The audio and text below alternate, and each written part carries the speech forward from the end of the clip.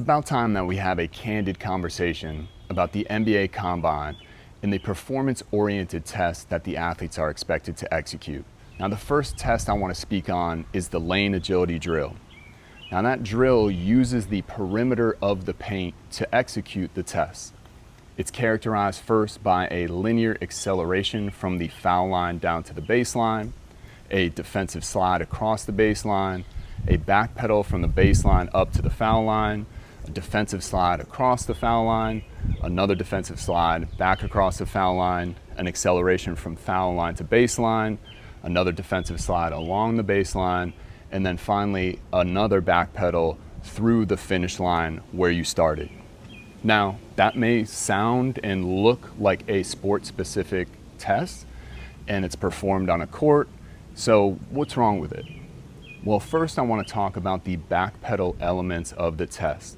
Now, there's two separate parts of the test where you are expected to backpedal at max speed or max effort. Now, in my over 10 years of working with NBA teams, working for NBA teams, I've never had a coach or general manager come to me and ask to improve the max speed or max acceleration of an athlete's backpedal.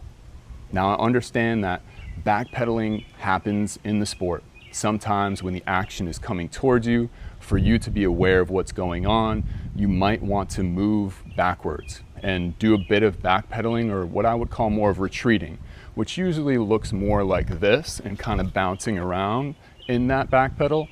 But if you are trying to backpedal at max speed, usually that's a problem in the sport. To have two elements or two separate times during that test where you're expected to do that maybe is unfair to me to judge somebody's athleticism or their multi-directional speed capacities in the total time that you're getting in that drill. So those backpedal, the time it takes for you to backpedal two separate times is included in that total time. Now, the second piece related to the backpedaling elements of the test, and really the other movements in the test as well, is what happens to the athlete's vision and where their eyes go during the test. Now, during that first backpedal, when they're going from the baseline up towards the foul line and getting ready to transition into their defensive slide across the foul line, I often see athletes searching for that cone or the line behind them. So it really looks and turns into this like awkward, fast backpedal as they look to then transition around the cone into the slide.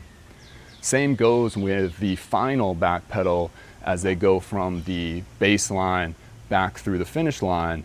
They're still looking behind them often to see maybe making sure that they don't hit the cone, or just because you're unaware of where you are in space. It's kind of an awkward movement to try to backpedal as fast as you can.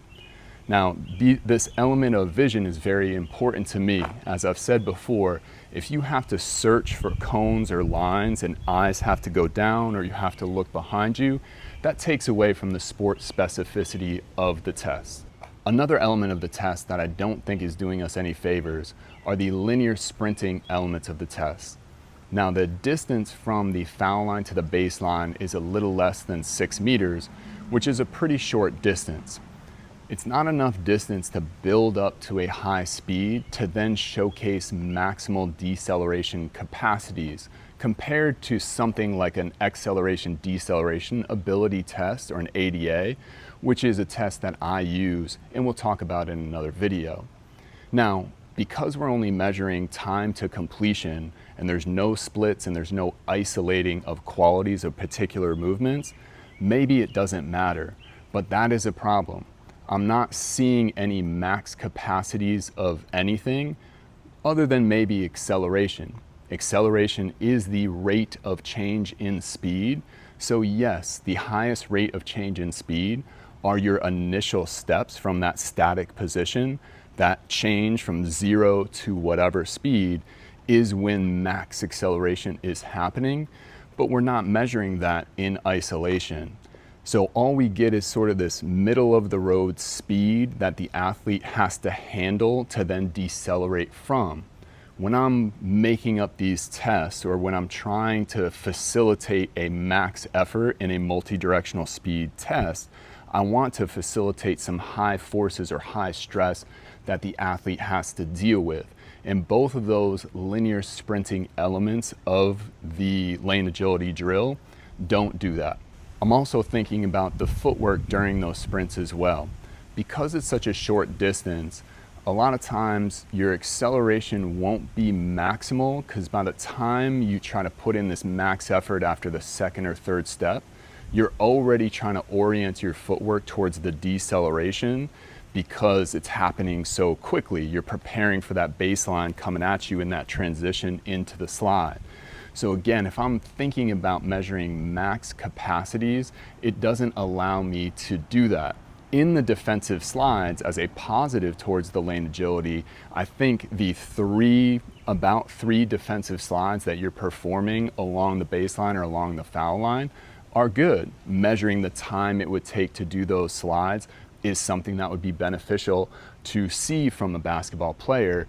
But going back to how much variety is in the test, we're not isolating that at all. We're not seeing the splits or recording the splits of that part of the test. So then it kind of washes away with the rest of the drill, and we don't really see how well they can just defensive slide, which I think is something important to measure for a basketball player. So it is a test that muddies the waters with a variety of movements and only gives you a total time.